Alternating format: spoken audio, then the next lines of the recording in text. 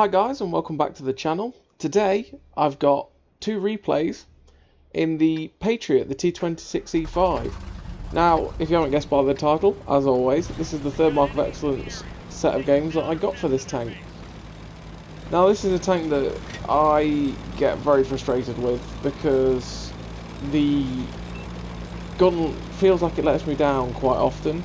It's got 0.38 accuracy, which is not it's not the best. It's not bad by any stretch, but it's not great.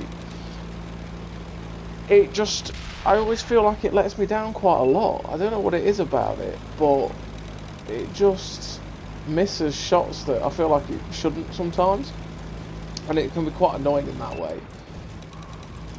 Its DPM is fantastic. It's one of those that once you've fired, you fire again very, very quickly, and it can be very, very nice in that way. And that's why it can be enjoyable, but the gun's got to behave. So right now, in this game, there's me, Good Cat, Swindle, and Turkey. And the matchmaking has pooped on us. We are the only tier 8s in the entire game. I mean, that's Platoon matchmaking in itself. That's a whole other story. Platoon matchmaking breaks the game. For some reason, the game just can't handle it. It just decides, you know what, we're going to match you against this platoon on the enemy team. Oh wait, what? The only platoon on the enemy team is a tier 10 platoon? Oh well, it's working as intended because we've matched up against another platoon. Which means it ends up breaking the matchmaking for you as a tier 8 platoon. Which is very, very annoying. But yeah, so we've had that scenario in this game where we're the only ones, which is very irritating.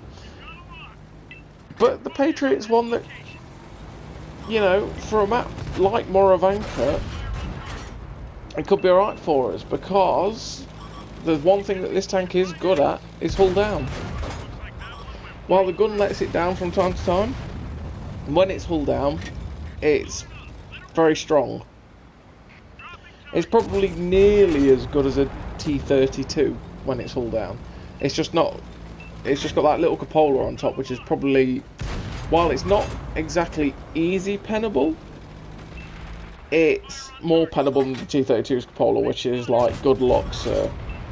So as we are progressing in this game, we've got 1400 damage and 1500 spotting from somewhere dead quick.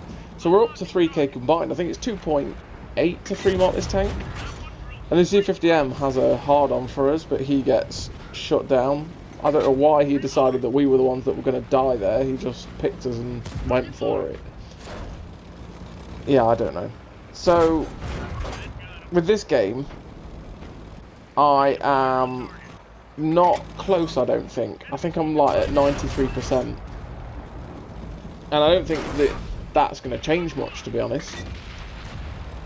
I can't remember what it. We'll see at the end of the game what we get up to. But I wasn't exactly close. I'd been close quite a few times. I've been up to like 94.4, whatever.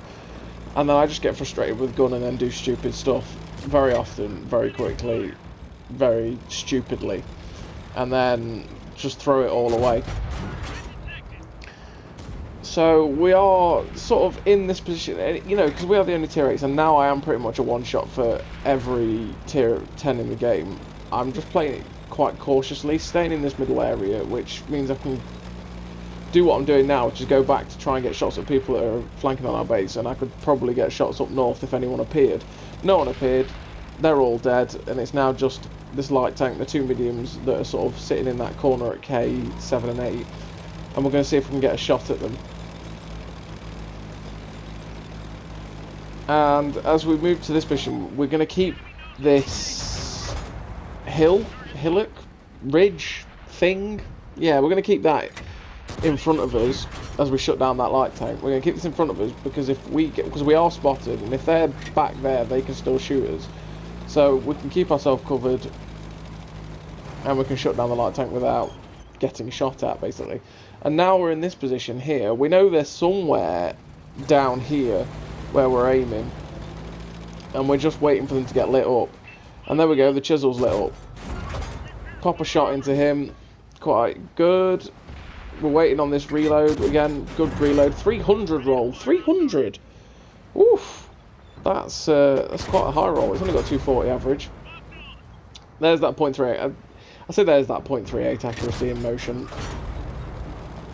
That was quite a slim shot I took there, and it wasn't always guaranteed to go in. But now that Chisel's low health and he's fallen all the way back, there's no point sitting on that ridgeline anymore. So we're going to push forward and we're going to see if we can get another shot into him or the other medium tank. Now I think we're hoping beyond hope that we might get another shot here, because that Chisel's getting swarmed. Our team is rushing in to try and shut down that Patriot. And he's kind of hiding. Yeah, he's getting farmed now, and we're not getting any more. So we're in that game with 3.2k damage, 1,500 assisted. That's 4.8, 4.7, 4.8k combined. That's a very nice game, and we're up to 93.67, first class Confederate. And yeah, we're at 93.67. And I haven't played the tank since then, and that was what, a week or two ago, that game. And then I had this game where I'm playing with McLogo in Turkey. And the last time I looked, I was at 93.63 or 67, or I've just forgotten. I only saw it 2 seconds ago. That's like looking at the time on your phone and putting your phone back in your pocket and then going, wait, what time is it? I do that so often. I don't know about you guys. I do that all the time. And I've just done it with that mark. So yeah, 93.63 or 67, whatever I was at. That the last time I played this tank, I was at that mark. So the end of this game kind of catches me by surprise when I actually achieved it, because it was kind of like, what? Okay, well, sure, okay. So we are going to go to the normal position you want to take up on El Hoof in any tank that doesn't have hull armor but has good turret armor. And that's B3 on this ridgeline. The CDC, however, has no armour to speak of, and I'm not quite sure what he's doing.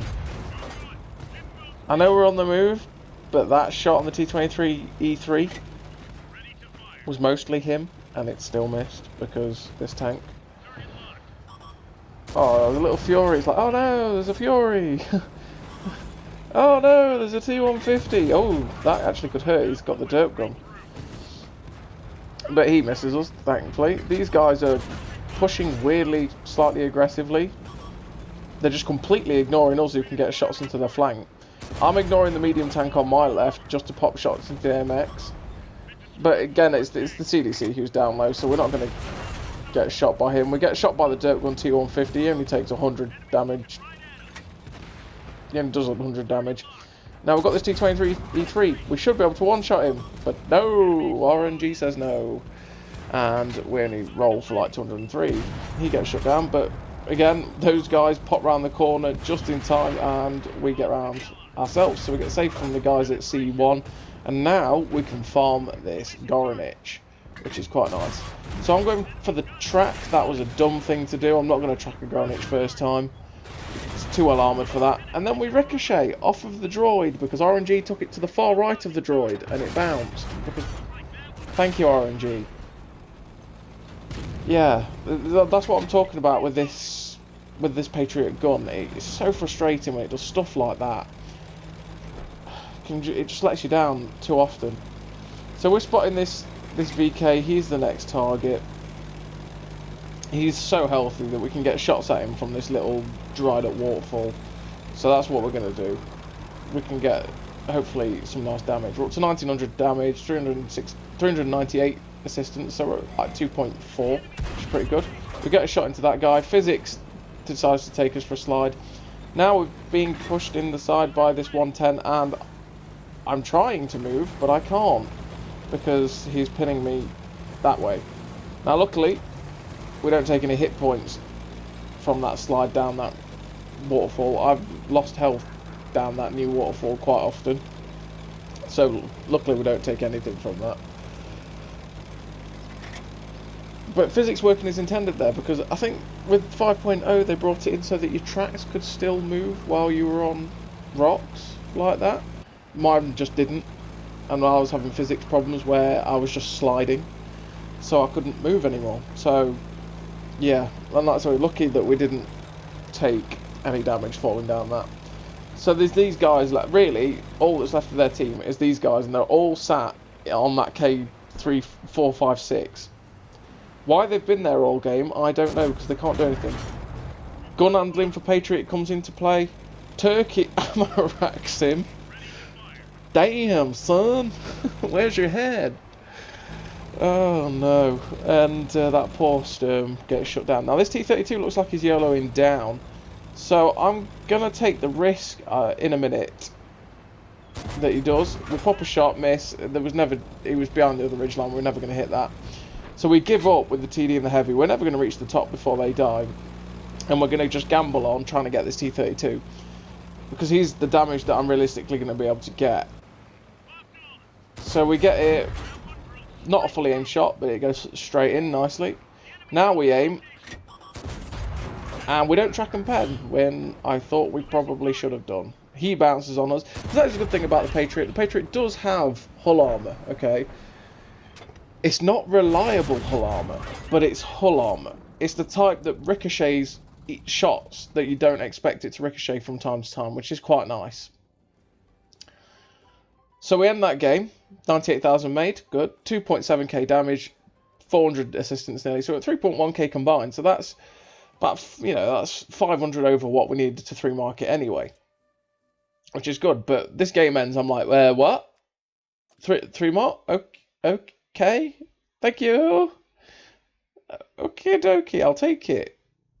19 shots fired, 17 hits, it's not too bad, 13 pens. But yeah, surprised to get the Patriot 3rd mark. And as always, everybody, thank you for watching. I'll see you next time.